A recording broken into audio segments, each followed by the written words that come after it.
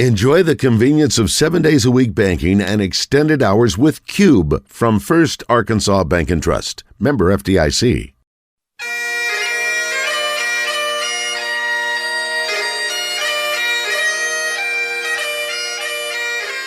It's time for From the Short Grass with Trey Schaap, a golf podcast for those who love golf, struggle with golf, and just like to enjoy the outdoors and fellowship with friends, all while chasing a ball around trying to put it in a 4 1/4 inch diameter hole.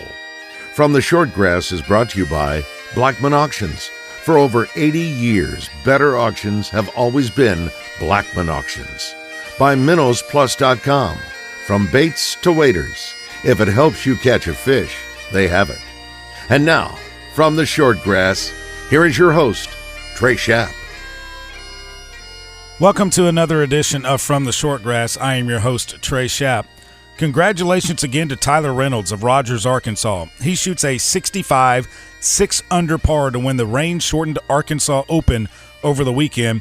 He defeated Carson Roberts of Conway, who shot 67, and Nick Rousey of Springdale, who shot 68. Now, Tyler Reynolds joins 3 others as amateurs winning the Arkansas Open, Jim Balch, along with Chris Jenkins and Wes McNulty, and now Tyler Reynolds have all won the Arkansas Open, which is a professional event as an amateur. The Jackson T. Stevens Cup is coming to the Alotian Club October 17th through the 20th, and tickets are on sale now. Go to eventbrite.com. Tickets are $150 each. It's a book that includes 1 ticket for each date of official tournament play that starts on Monday, October the 18th. Parking is included in your ticket price. Participating schools include the women's teams from the University of South Carolina, Louisiana State, Ole Miss, Baylor, Virginia, and the Arkansas Razorbacks. And on the men's side, the teams feature the Florida State Seminoles, the Razorbacks, University of Arizona, San Diego State, Notre Dame, and Alabama. The first 54 holes of stroke play will see the men's and women's fields for a final 18 holes of match play.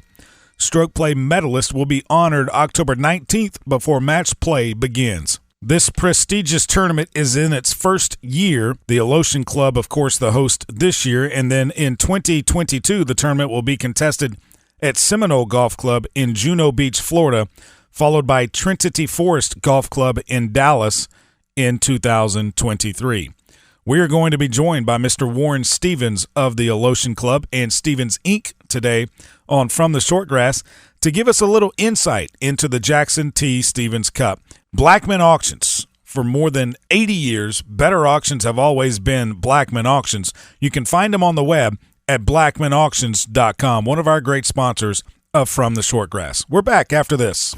Minnows Plus is your local source for live bait and live well supplies. They carry the entire line of SureLife products, everything from better bait and finer shiner to no ammonia products to keep your bait and your catch thriving till you get back to the dock. They are the best source for all your private land ponds. Minnows Plus has fish food and pond fertilizer to keep your pond healthy and thriving all year long. If you own or run a bait and tackle shop and need to resupply, contact Minnows Plus and ask about their wholesale prices. Open to the public and walk-ins are welcome. Find them on the web at minnowsplus.com.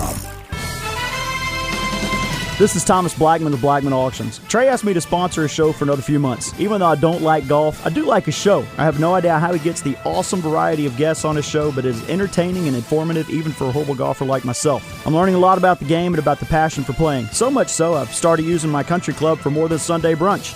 Trey makes golf interesting. I make auctions interesting. For auctions, listen to me. For golf, listen to Trey. Since 1938, better auctions are Blackman Auctions. Welcome back to this edition of From the Short Grass. The Jackson T. Stevens Cup, heading to the Alotian Club October 17th through the 20th. Now on the tee, Mr. Warren Stevens. Mr. Stevens, thanks for joining me on From the Short Grass. I know it's a crazy time of year for you, a lot going on, especially with the Jackson T. Stevens Cup coming up. But first of all, I want to know, how is your golf game right now? Have you been able to play golf this year? I have, actually. My golf game's not very good, but that isn't because of a lack of playing. We actually just took a trip to Europe with 3 other couples and played golf in Portugal, Spain, and France, which I had never done. So, we were there for about 10 or 11 days playing golf. So my excuse is not lack of playing time, but my game's not very good. But I still love it. Well, I mean, everybody can find something to love about the game. So here's what I want to know about your game right now. What is the best part? Is it the driver? Is it iron play? Or when you get around the greens?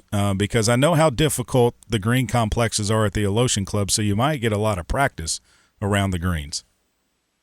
Yeah, it's not around the greens, and it's not my putting. It's ball striking. So anyway, it's just kind of a,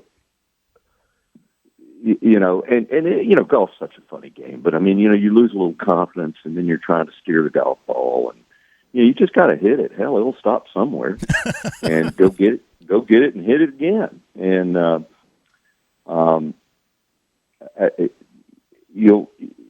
and you've done it, and everybody who plays golf has done it. I mean, you play good one day, or play good for a couple of holes, and then you'll just lose it for a couple of holes, and you're just scratching your head. But that's just the way of the game.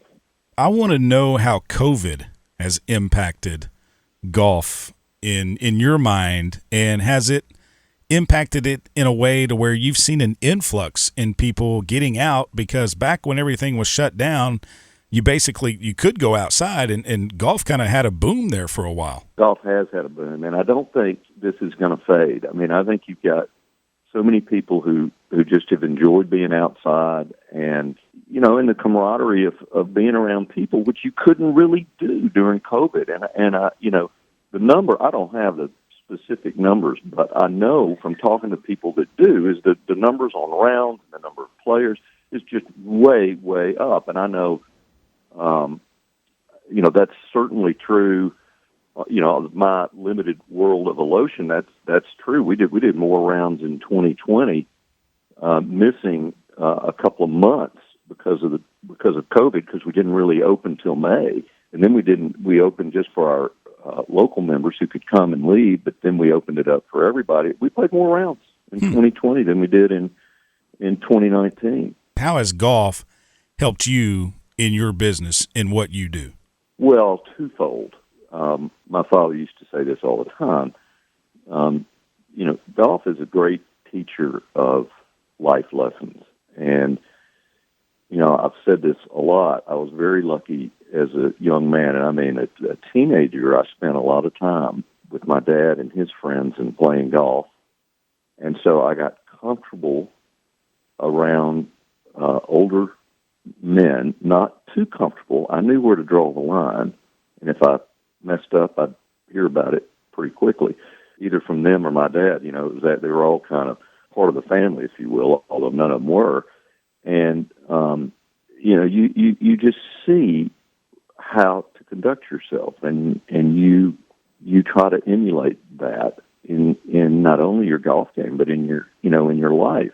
And then I've just met so many wonderful people through golf, social friends, business friends, their love of the game, but, it's just something you share, and it helps form a bond, and, maybe that leads to some business opportunities. Maybe it doesn't. Maybe it's just a friend. And all that is just what makes golf so, so wonderful. I will say it never crossed my mind that Alotian would have a positive impact on our firm's business, but it has, because people here have heard about it and they want to come play it. Mm-hmm. And we used to struggle to get clients to come to Little Rock, and now we don't. They're, oh, sure, yeah, I'll come down there for a couple of days, or one day we'll play golf one afternoon and have dinner, and then work the next day. Oh yeah, I can do that. Which before they'd be like, yeah, I don't know, man, Little Rock, it's hard to get to, and just can't do it. But golf just fosters wonderful, wonderful relationships, and it's a treat.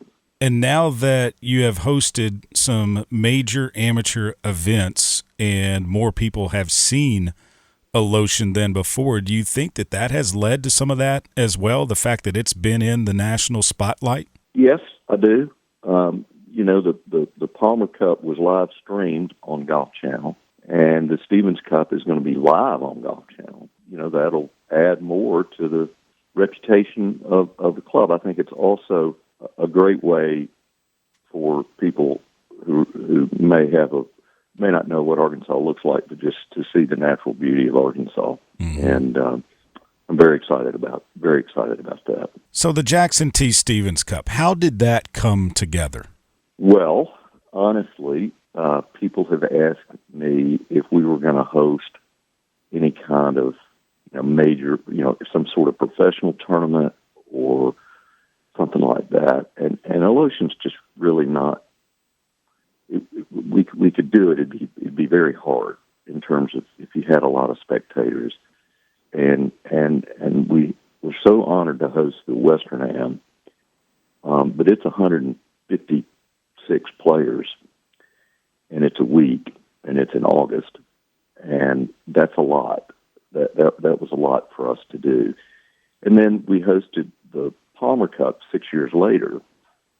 It was much smaller, and I was thinking, well, we can do this kind of thing. I don't want Alotian to be the host every year, but we'll certainly host it some. And I was sitting on the back porch at Alotian with my friend Bill McAtee, and said, I'd like to try to do something and honor my dad, who was so interested and supportive of amateur golf, and had the great privilege to meet and know Bob Jones, and to know and be friends with Charlie Coe. We've got to figure out a way to support the game, and this could be a way to do it. And he said, I think I know some people who can help you do that. And so Bill quickly engaged with some people. One, Mark Brazel, who's been running the Wyndham Championship in Greensboro for years, and Mark Oscarson, who puts on tournaments for the AJGA. And we've been working on this, for a couple of years to get it organized, and it evolved over time. But really, it originated from Bill McAtee and I talking on the back porch, and then Bill kind of is the one who got it off the ground and running, and engaged these other people. I bet it wasn't hard for you all to find teams to commit to this tournament, was it? Well, it was a little bit harder than you think, because by the time we got around to inviting them, a lot of the schedules were already set. But we've got a great field. I'm very, very happy. It's men and women's teams. I mean, when you look at the game of golf, I think that, the women's game just has so much running room in front of it. We're so excited to have individual players from the three major service academies and individual players from the HBCUs. It's just going to be a very inclusive event, and we're going to have the JTS Cup. We're going to have at wonderful, wonderful venues and golf clubs, and that's all we're trying to do, is to expose these young college players to a great experience and great clubs. Yeah, you've got the Seminole Club down in Juno Beach, Florida, lined up for 2022, and then Trinity Forest in Dallas to host in 2023. But each host club will determine, how they want it done. I know we're allowing some fans. I don't know what Seminole and Trinity Forest are going to want to do. Again, they're not really set up for to host major spectator events. Well, I know Seminole's not, for sure, and but that'll be their call. But that's how you get great clubs to agree to do something. They all want to support amateur golf. They all want to support young people, and you got to give them as much control as you can, because it's their club. Sure, they're doing us a favor. They're doing the kids a favor. So the young people, I should say, a favor. We're honored to have both Trinity Forest and of course Seminole agree to do succeeding events. Now those events will be on Golf Channel too. The Golf Channel, they stream the Arnold Palmer Cup, but this is going to be live on the Golf Channel. Yes. That's a step up. That's a step up, and we've got some great sponsors who have helped us secure that, and we'll be securing more sponsors going forward. What do you hope these college teams get out of their experience during the week out at the Alotian Club in participating in the Stevens Cup? Well, we'll try to let them know who Jack Stevens was, and hopefully they can take some inspiration from his story. And I'm talking about with golf. Trey didn't take up golf till he was 36. Mm-hmm. So, and then he worked hard at it, just like he did everything else. But what we really want him to have is a great experience. October's a pretty time of year almost anywhere, but I think it's particularly pretty in Arkansas.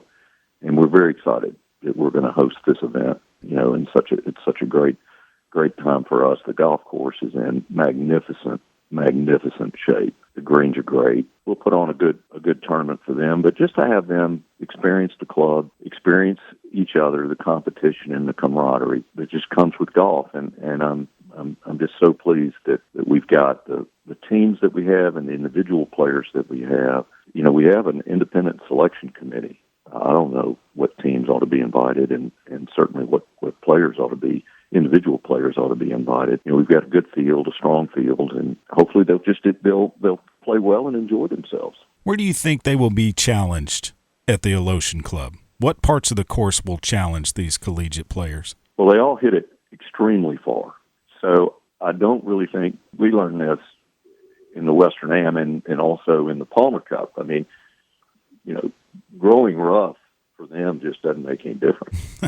Right. Narrow and fairway, it doesn't make any difference. I mean, before there was Bryson DeChambeau, there were these young people just smashing the ball down the fairway. Well, the guy's well over 300 yards. Mm-hmm. And we'll set it up at a good length for both the men and the women.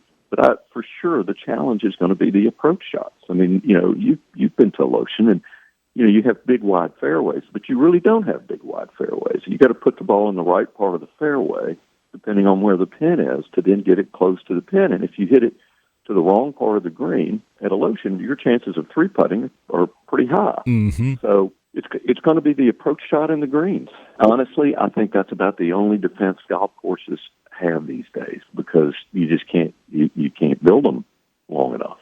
I mean, DeChambeau driving par fours in the Ryder Cup and make an eagle. Well, you better have something around the green that can hold these guys, because I don't know if they're all going to swing as hard and hit it as far as he does, but they're going to be close. I spoke with Shauna Taylor back in August and asked her what it was like to have fans calling the Hogs when Maria Fossey was about to win the NCAA championship there at the Blessings in 2019, and she thought it was so cool. Have you thought about the fact that you have both the men and women's teams from the University of Arkansas playing at the Alotian Club, and if one of them or if both of them have a chance to win, the fact that there might be a hog call breakout at the Alotian Club? Oh, I hope there is. It wouldn't be the first hog call at the Alotian Club, I can tell you that. When was the other? Well, a lot of members gathered for sport events, football and basketball, but also when Sebastian played in the Western Am, he made the Sweet 16. I think he might have made the Final Four. He might have made the semifinals. There were a lot of people calling the Hogs for him around the golf course, and like I said, it wouldn't be the first at Alotian. It wouldn't be the first hog call on the golf course. So I hope there is. And yes, it has occurred to me that both the men's and women's team are playing, and I just think that's a great testament to the university's golf program. And we're going to do everything we can to support Arkansas golf, University of Arkansas golf in Arkansas. I don't know if you know this, Trey. I mean, the players at Arkansas Little Rock come out and play some. Mm-hmm. Players at various smaller colleges come out, and we try to make time for these young people to come play. Alotian, I think last year, going up to the Blessings for that tournament, Tennessee stopped off and played. Auburn stopped off and played too. So we try to make that club and the course accessible for these young collegiate players, and it adds to the game. But whether they go on to become pros or not, they're going to remember that. Speaking of the Blessings, they're going to host the Arkansas State Amateur in 2026, and you at the Alotian Club are going to host the Arkansas State Amateur in 2027. Why was it important for you to host that event?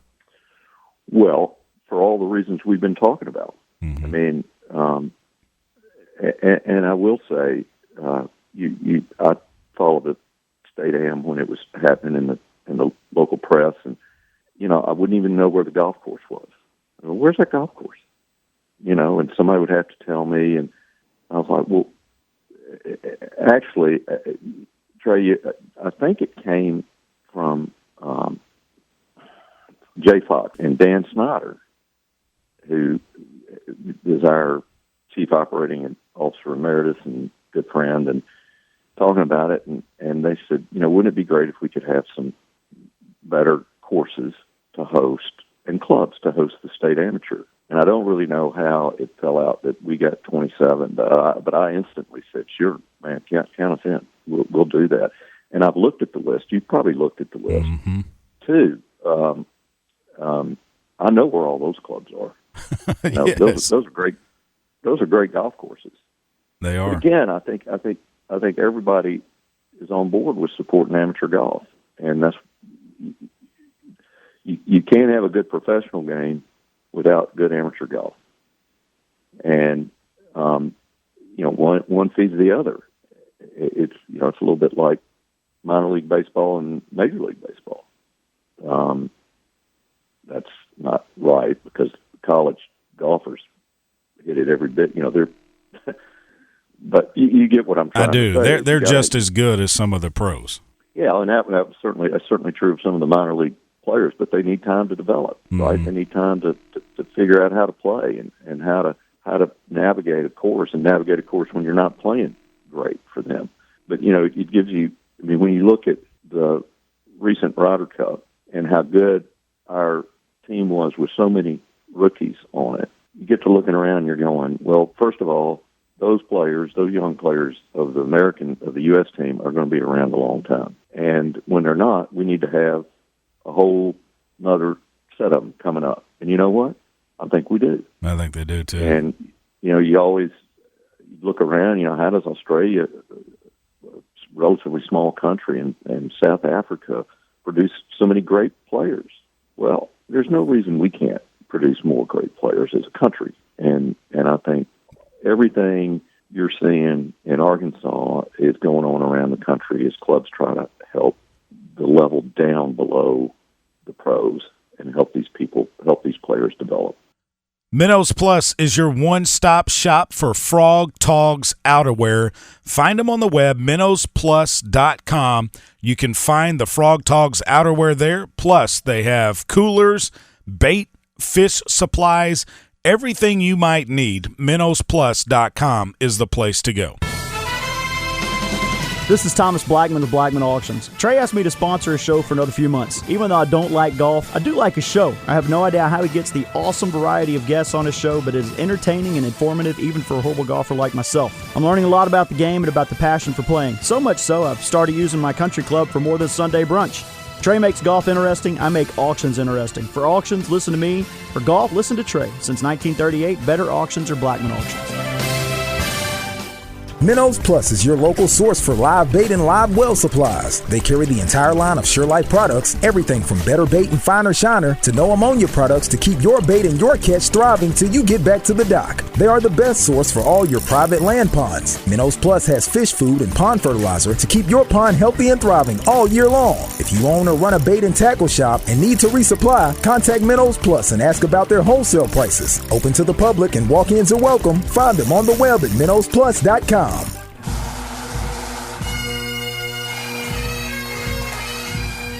On the tee with our weekly rules segment, it's PGA Master Professional Adam Carney. Adam, the embedded ball rule. Now, this is one that I think some people struggle with. They don't know actually when it's embedded, when it's not. What are the options the player has, and does it differ from how the committee sets up the golf course? This actually came in from Tyson in Searcy at fromtheshortgrass@gmail.com. The embedded ball rule is one of the changes that occurred in 2019. The rules used to state that a ball embedded in a closely mown area, which is going to be fairway height or less, can be lifted, cleaned, and dropped as near as possible.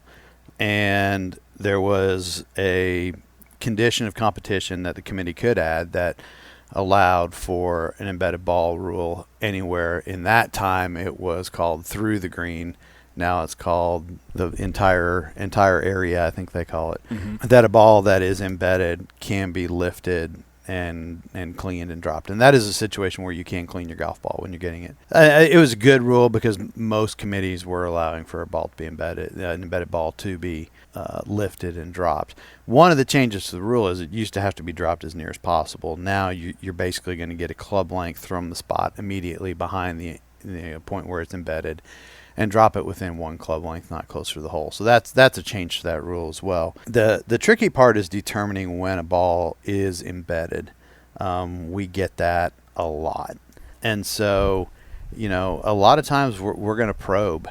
We're going to have the player lift the ball, not clean it yet because we haven't determined if it's embedded yet, but it has to break the surface of the ground.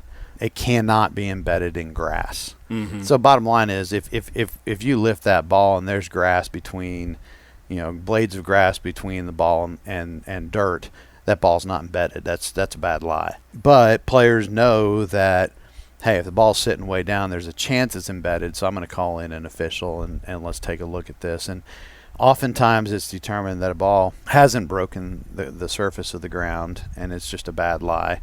And that usually is not something that's received very well by players. But if it has, then the player is going to be able to lift that ball, and he can clean it and drop it under the rule. One of the things that it was a decision in the old decisions book is a player tops a ball and the ball never goes anywhere. He just hits it right into the ground. And the ruling in that situation was the ball's in play and it's not embedded. Really? Correct, because in order for a ball to be embedded, it's contemplated that the ball had to be in the air to become embedded. Well, when it leaves the tee, it's in the air. True, but if his ball is laying, say, in the middle of the fairway, and he just flat hits the top of the ball and shoves the ball down into the ground, wet surface, the ball never gets in the air. It doesn't really change positions. It's definitely a stroke. He's played a stroke at it. He's made contact with the golf ball.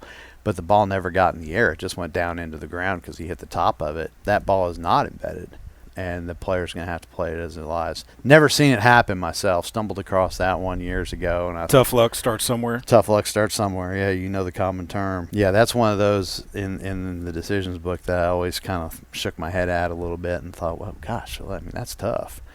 But, and that's part of the 19 revision that made, golf a quote-unquote kinder, softer game, I guess you'd say it.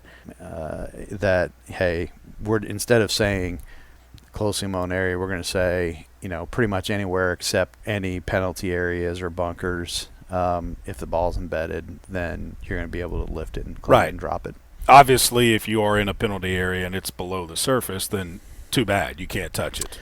Yeah, I mean, a penalty area is designed to be just that. Whether you're taking a penalty stroke to get out of it, or you're going to be penalized for playing a stroke, a bad stroke, or maybe you're just unfortunate into that penalty area, and there has to be some challenge for playing it in there. So that's why the rules for penalty areas and bunkers, differ from rules that apply to every other part of the golf course that is not a penalty area or a bunker. He's Adam Carney. He's with us every week here on From the Short Grass. If you have a question about the rules of golf, email us at fromtheshortgrass@gmail.com.